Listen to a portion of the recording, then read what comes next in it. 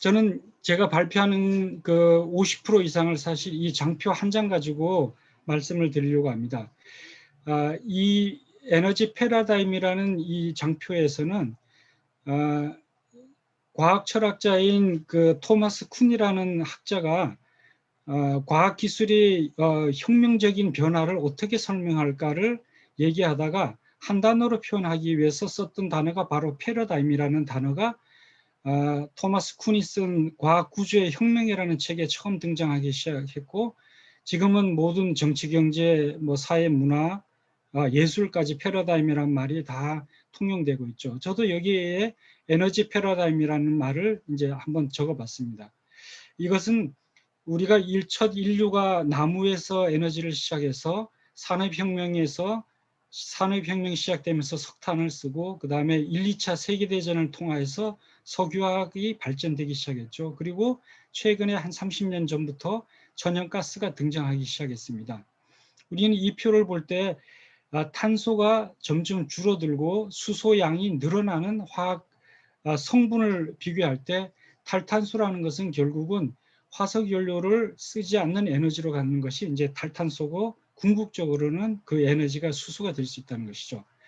그럼 여기에 나무에서 시작해서 석탄으로 간 것은 영국 중심의 산업혁명에서 시작됐고, 이때 새롭게 등장한 것이 증기기관입니다. 그리고 1, 2차 세계대전에서 시작하면서 석유 산업이 급격하게 발전됐는데, 이때 사용했던 것이 바로 내연기관이라는 것이 등장하기 시작한 거죠. 이것은 미국 중심의 경제라고 볼 수가 있습니다. 그리고 그 이후에 천연가스와 이제 수소를 사용하게 되는데, 이 현재까지 천연가스까지는 이제 화석 연료지만 수소 에너지 같은 경우는 수소 에너지로 전환하기 위해서는 새로운 장치인 연료전지라는 것이 이제 등장하게 됐습니다. 연료전지도 되고, 또 한 가지 장치는 수전의 장치가 될 수 있는 거죠.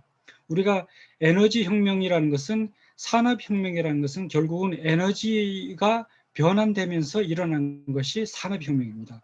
그리고 그때마다 에너지 혁명이 일어나면서 동시에 등장한 것이 이런 장치입니다. 그래서 이제는 우리가 돌이킬 수 없는 에너지 변환 시대에 와 있고, 그것이 결국은 앞으로 수소로 가서 전혀 CO2를 발생하지 않은 에너지원으로 간다는 것이죠.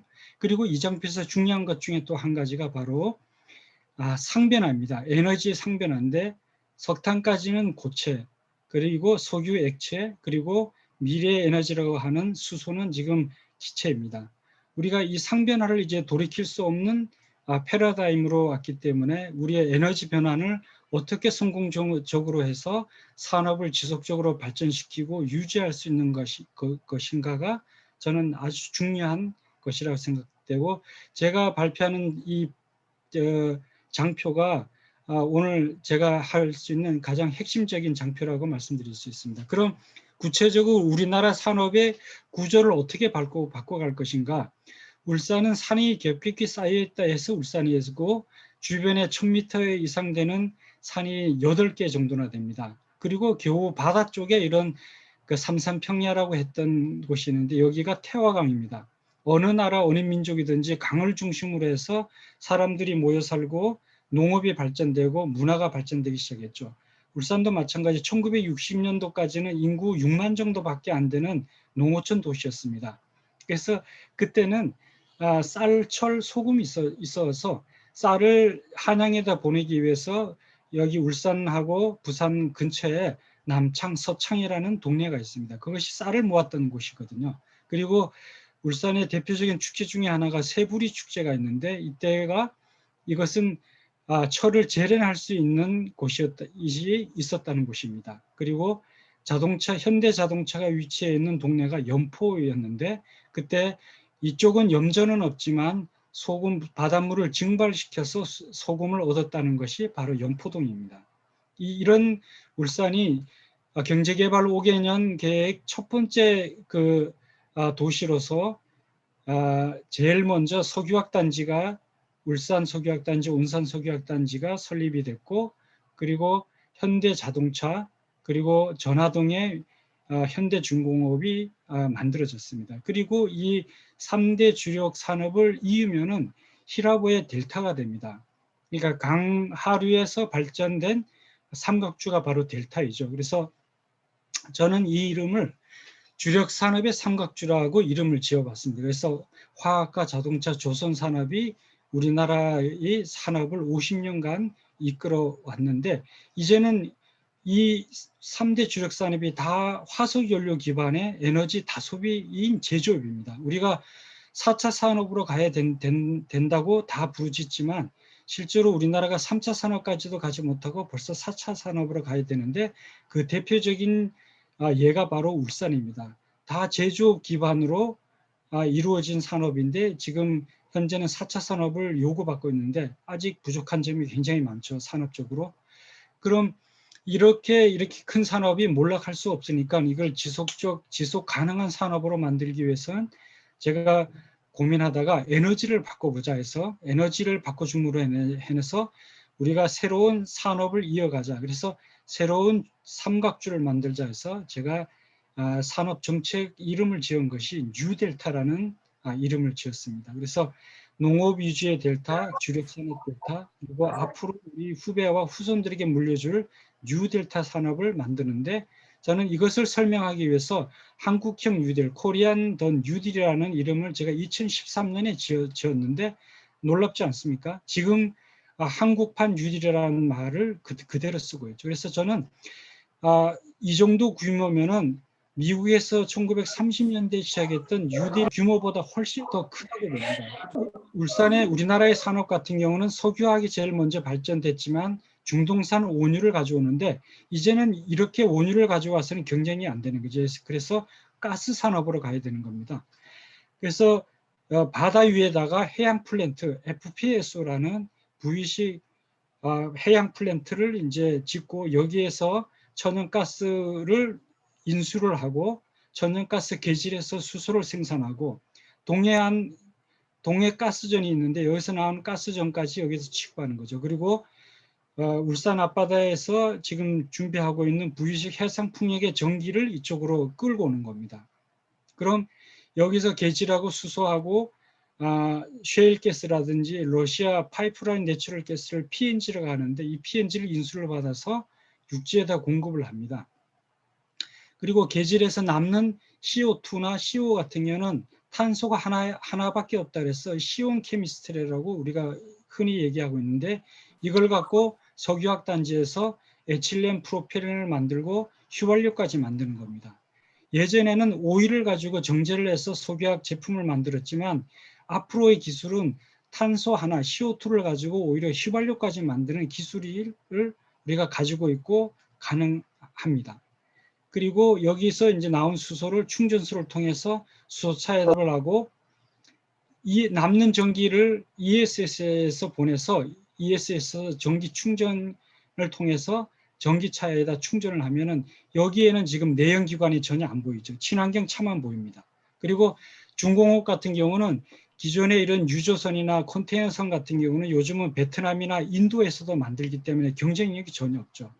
그래서 LNG선이라든지 V식 해양 플랜트, 그다음에 V식 풍력, 이런 FPSO, 그리고 잠수함이나 항공모함, 그리고 초호화 여객선, 그리고 마지막은 중공업 같은 경우는 우주 항공 산업까지 가야지 글로벌 리더가 될 수 있다고 봅니다. 그럼 이 자동차, 조선, 화학 산업이 지금의 산업하고 완전히 바뀌어지죠. 그렇다고 이 제품이 바뀌어지는 건 아닙니다.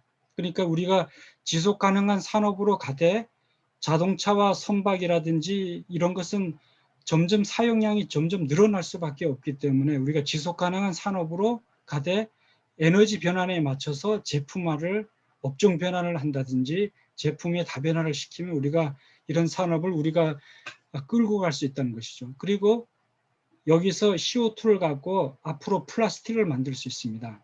이 그린폴이라는 상품명이 나와 있는데 이걸 제가 예전에 SK이노베이션하고 같이 연구를 한 것입니다. 그래서 CO2 플라스틱을 연소를 시키면 끓임이 전혀 안 나는 아주 파란 불꽃에 끓임이 전혀 안 나는 플라스틱입니다. 근데 가격 경쟁력과 물성이 아직 못 따라가기 때문에 한 10년 전에 연구했다가 지금은 현재 중단돼 있고요. 그래서 앞으로 석유화학 단지 그림이 완전히 바뀔 수 있습니다. 그래서 이런 산업으로 우리가 바뀔 수가 있는데 에너지 변환을 통해서 우리가 가능하다는 것이죠.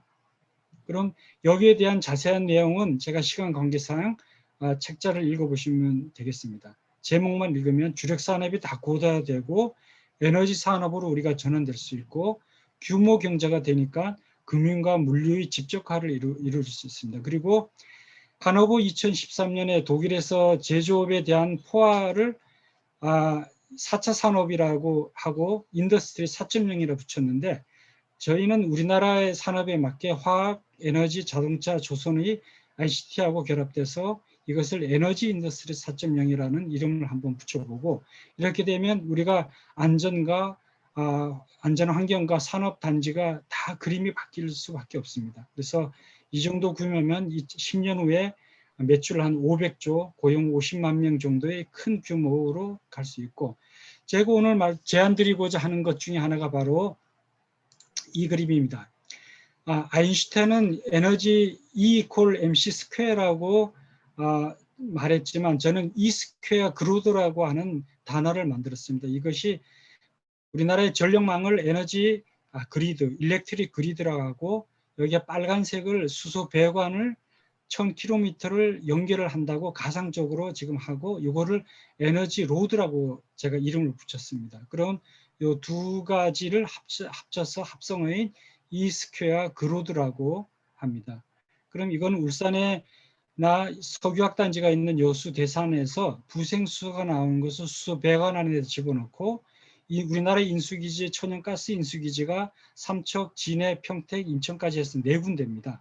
거기서 나오는 오프가스인 가스를 갖고 수소 개질해서 수소 배관 안에 집어넣고 우리나라의 태양광, 풍력 같은 재생에너지를 한국전력망에다 물립니다. 그리고 이 배관 안에 전력이 남는 것은 수전해를 통해서 다시 수소 배관 안에 집어넣고 피크타임 때 전기가 부족할 때 수소 배관 안에 있는 수소를 빼다가 전력을 발생해서 전력망에 물리는 겁니다.